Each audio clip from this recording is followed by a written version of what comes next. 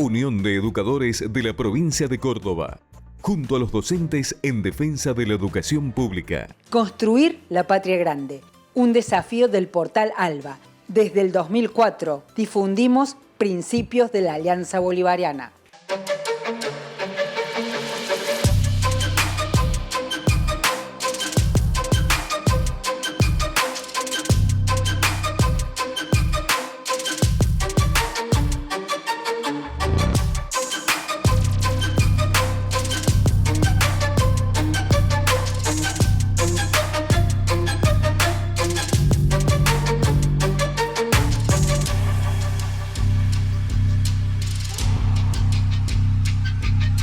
Muy bienvenidos a una nueva edición de Principio Activo Salud y Sociedad.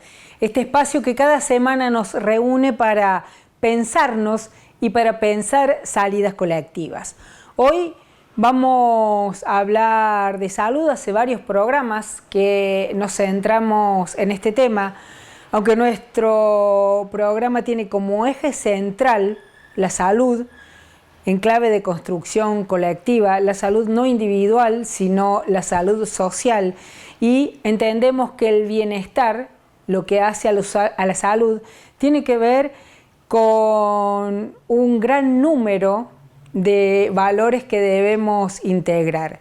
Sentirnos sanos tiene que ver con sentirnos felices. Hoy, de este tema vamos a hablar con Alejandro Coll. Él es psiquiatra, ha estado varias veces ya en nuestro programa. Tiene una manera, desde mi punto de vista, revolucionaria de abordar la salud y la salud mental. Con él hablamos de la definición de salud en una clave con identidad propia, con sello propio, porque es una definición que trasciende el genérico de la Organización Mundial de la Salud. Lo escuchamos. La definición de salud que todo el mundo conoce es la de la OMS. Sí. Esa definición ¿es correcta para nosotros como argentinos y latinoamericanos o tenemos que darle otra vuelta? Bueno, mira, Laura, cuando surgió esa concepción de la OMS, cuando fue presentada públicamente, se hizo justamente en la Argentina. Se hizo en el año 46, lo hizo Carrillo. Es decir, delante de Carrillo, delante de un congreso de la OMS acá en Buenos Aires, presidido por Ramón Carrillo, flamante ministro de Salud de la Nación, primer ministro de Salud de la Nación, pues se hizo delante de él. Y ahí mismo él hizo dos críticas. O sea, ya empezaron con dos fuertes críticas y ni más ni menos que provenientes de Ramón Carrillo. A ver, repasando la definición de la OMS. Dice que la salud no es solo ausencia de enfermedad, sino un completo estado de bienestar biopsicosocial. Bueno, Carrillo les contestó en esa presentación, en primer lugar, que es una definición con la que él está parcialmente de acuerdo, estaba parcialmente de acuerdo, debido a que es una definición que valía para países con muchas necesidades insatisfechas, es decir, países que estaban en lo más primario de la base sanitaria, no para un país como la Argentina que tenía en ese momento un proyecto de nación en curso. Totalmente. Ahora, ¿por qué razones? ¿Por qué razones? Porque la salud no es un hecho individual, sino colectivo. Y como hecho individual y no colectivo, requería ser no solo un fin en sí misma, sino además una mediación.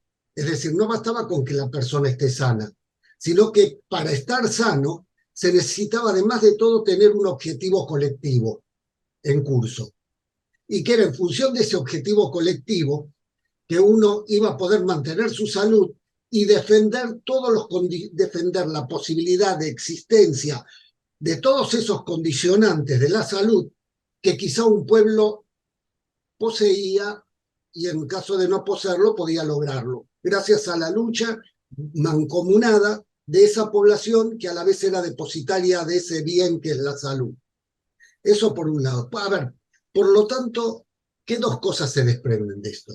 que la versión sajona de lo que es la salud, no solo con respecto a la definición de la OMS, sino a todos los antecedentes de definiciones, digamos, que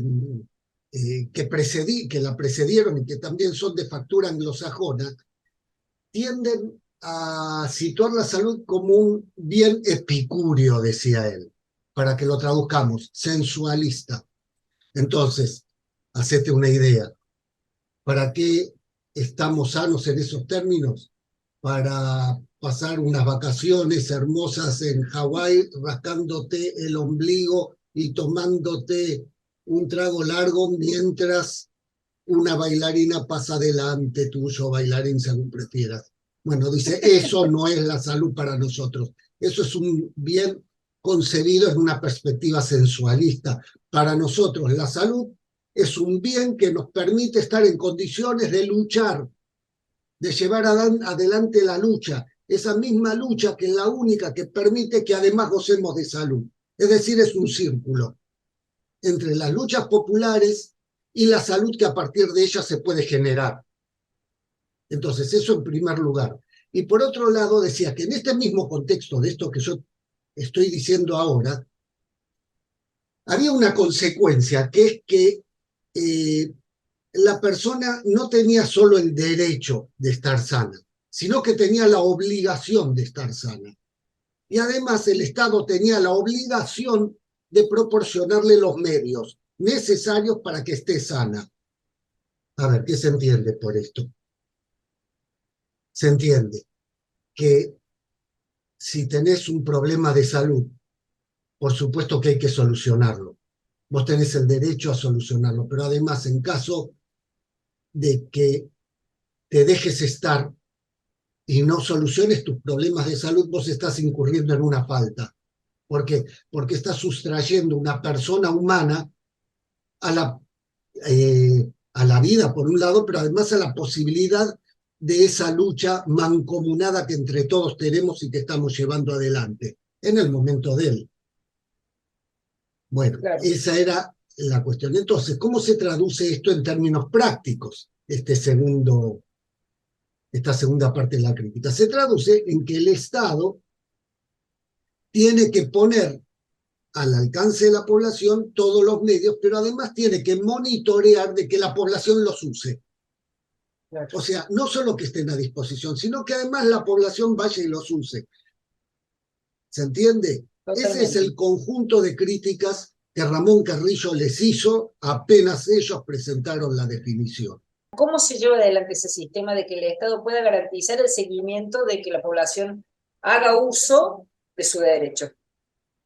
No, obviamente toda esta concepción que Carrillo tenía, no solo en cuanto al concepto de salud, sino en general a la caída del peronismo, pues dejó de... A ver, de cierta manera se puede decir dejó de existir, pero eso es falso, porque los sucesivos gobiernos de alguna manera llevaron adelante fragmentos de lo que había sido el plan de Carrillo, aunque escamotearon su autoría. ¿Me explico? O sea, Carrillo era parte del demonio peronista, pero no obstante eso, había que borrar, sí, al peronismo, pero no obstante eso, ellos llevaron adelante parte de los planes de Carrillo, claro que en forma fraccionaria y con otros fines. Por lo tanto, si evaluamos algo, tendría que ser desde el punto de vista de cuáles son las políticas que esos gobiernos siguieron. Concretamente el desarrollismo, que posteriormente se instauró con Frondizi. El origen de nuestro sistema de salud y de nuestra concepción de salud, como señala el doctor Alejandro Coll, es inclusivo, solidario, amplio, público. Hoy debemos revisar muchos de los conceptos para recuperarlos y también para proyectar lo mejor que hemos hecho en clave sanitaria, actualizarlo con las nuevas demandas y poder volver a construir un sistema integral de salud que nos represente y que nos dé salud en esta clave integral que nosotros proponemos y que tiene como eje el ser felices. En el próximo bloque vamos a hablar con Carlos Del Frade de identidad y también de economía.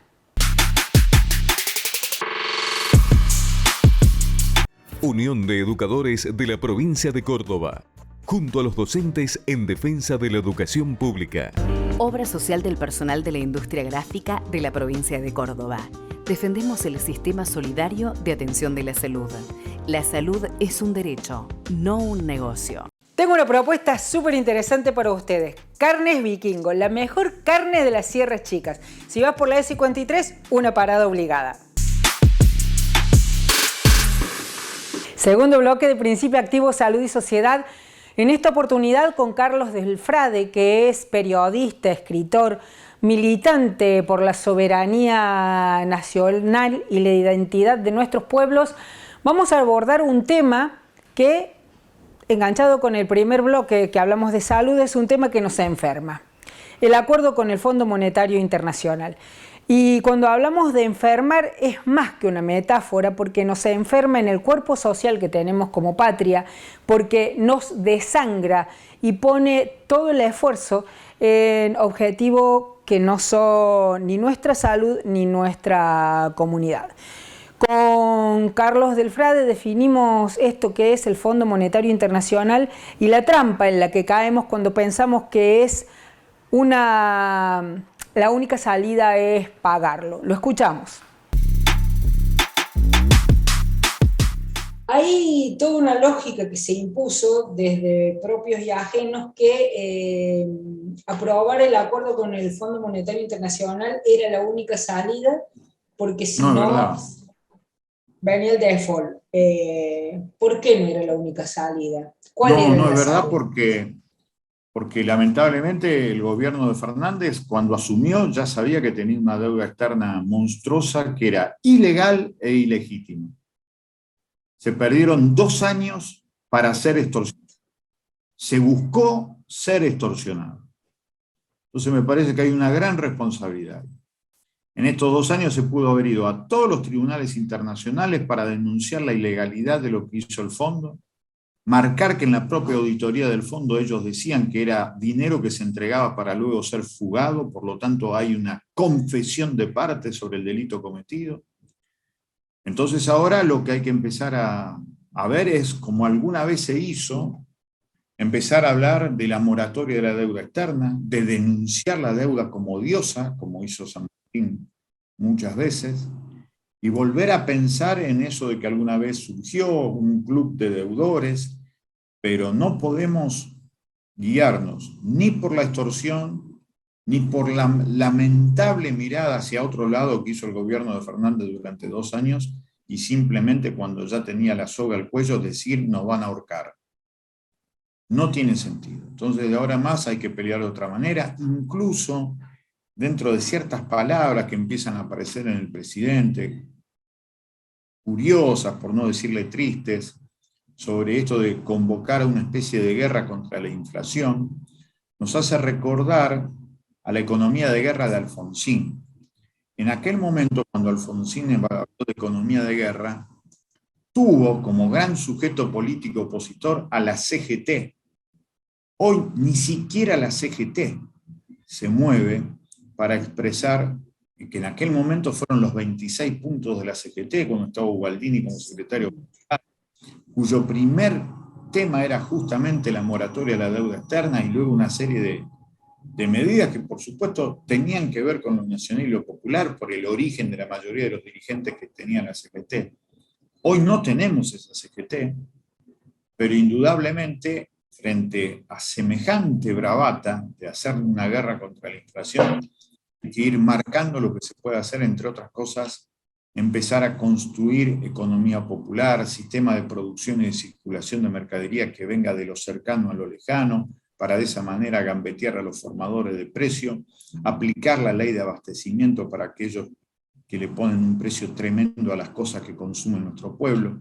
Así que me parece que hay que exigir permanentemente, porque, insisto, estamos de cara al 2023 con el gran problema de que se le está asfaltando el regreso a esta forma de ultraje al pueblo argentino institucional que es el macrismo. Entonces, frente a esa situación, indispensablemente tenemos que pensar en cuestiones que hacen a cómo, entre otras cosas, decir que el acuerdo con el fondo no tiene sentido porque no lo va a poder pagar la Argentina, no lo va a poder pagar sin esfuerzo enorme de nuestro pueblo, y que no estamos para nada de acuerdo con eso. Entonces, las organizaciones sociales, políticas, culturales, eclesiásticas, que estemos frente a toda esta situación, no tenemos que hacer otra cosa que volver a empezar, volver a construir un frente que realmente rescate las mejores tradiciones emancipadoras de lo nacional y lo popular y profundice la democracia. Esto es lo que me parece que hay que hacer.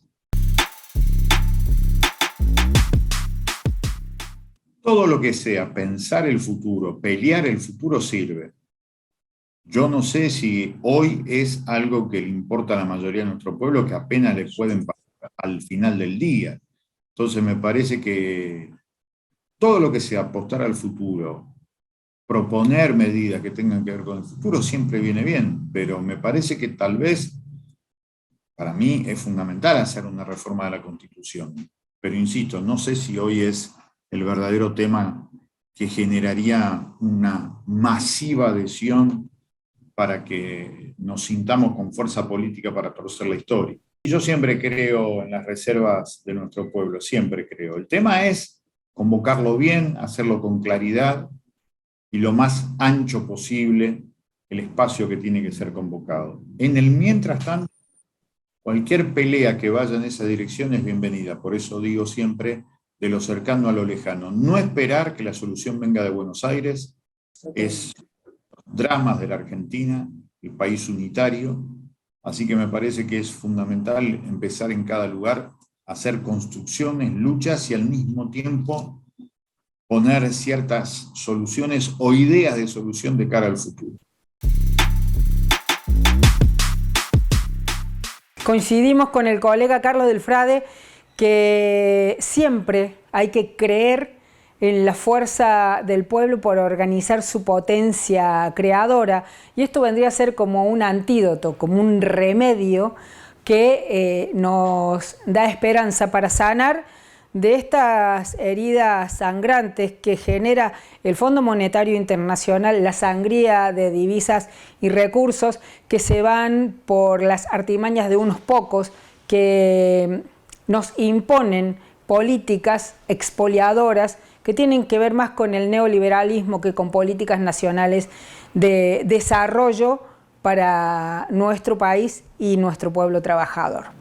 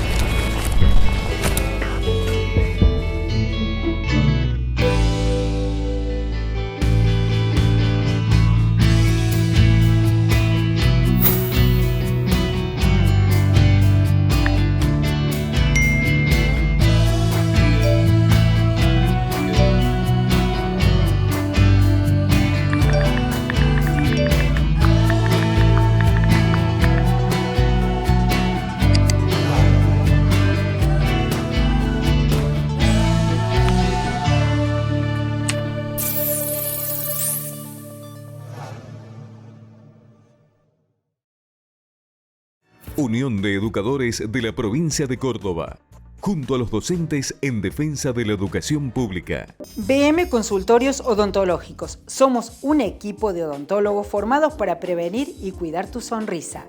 Te cuidamos, nos cuidamos. Obra social del personal de la industria gráfica de la provincia de Córdoba. Defendemos el sistema solidario de atención de la salud. La salud es un derecho, no un negocio.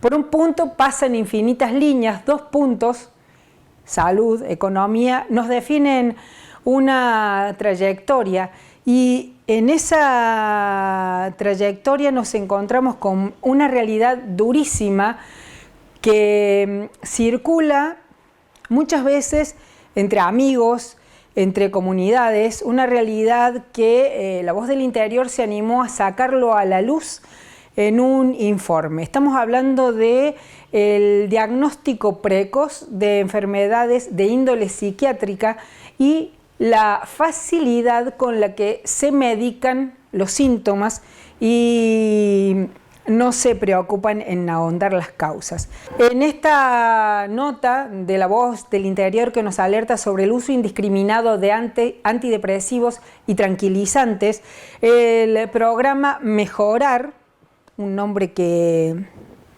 nos llama a pensar mejorar qué, de quiénes, para qué, pero eso sería otra discusión. El uso de estos medicamentos casi de forma indiscriminada para luchar contra la tristeza y la depresión que vive nuestro pueblo, tiene un llamado de alerta roja, podríamos definir, en la doctora Mariela Pérez del CONICET, que explica que el uso de estos medicamentos por más de 90 días no solo que genera adicción, sino que profundiza los síntomas. Peligrosísimo. A esta información se le suma el doctor Gigena Parker, que señala que casi cualquier profesional de la salud con chapa puede prescribir este tipo de drogas legales, los antidepresivos y los tranquilizantes. Lo que nos parece realmente terrible es que no estemos hablando de por qué pasa esto, por qué nuestro pueblo está deprimido y triste, por qué necesitan medicar a nuestros compatriotas. Nosotros consideramos que esto es consecuencia directa de los estragos que el neoliberalismo hace en el entramado de la comunidad. Los estragos que hace al dejarnos a la intemperie, al dejarnos en la incertidumbre, al vaciarnos de destino, al querer convencernos de que no hay futuro.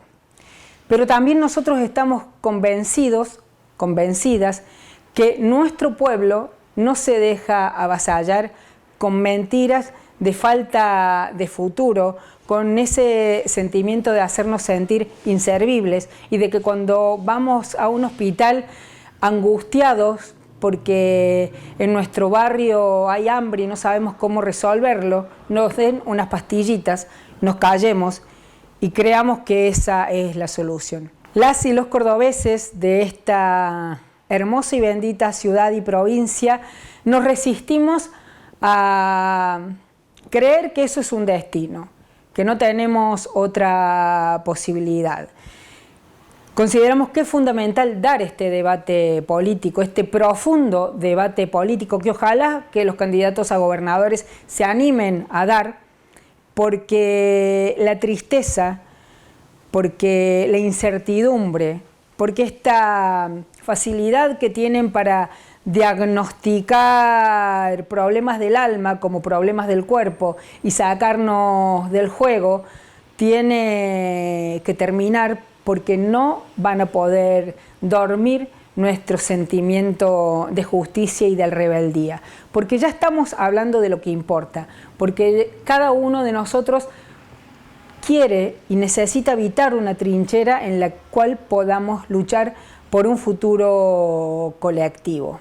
Ni un niño triste, ni pobre, ni un anciano abandonado, trabajo digno, salud para todos, es el antídoto perfecto para que no haya más drogas, para que no necesitemos evadirnos de nuestra realidad, para que no necesitemos apagar ese dolor que nos provoca el dolor ajeno. Ese dolor que nos provoca el dolor ajeno es sanador si encontramos cómo superarlo juntos, cómo superarlos trabajando colectivamente. Igualdad de derechos y oportunidades es más salud. Tener más salud es una decisión del Estado. El Estado somos todos nosotras, todos nosotros. El Estado hoy puede estar capturado en algunos casos por los que quieren vivir del Estado, pero si en cada trinchera nos paramos a hablar de lo que hay que hablar, si en cada lugar podemos mirarnos a los ojos y empezar a sanar trabajando juntos, podremos construir esa patria que soñamos. Lo tenemos que hacer cada día en cada trinchera. Esa es la tarea.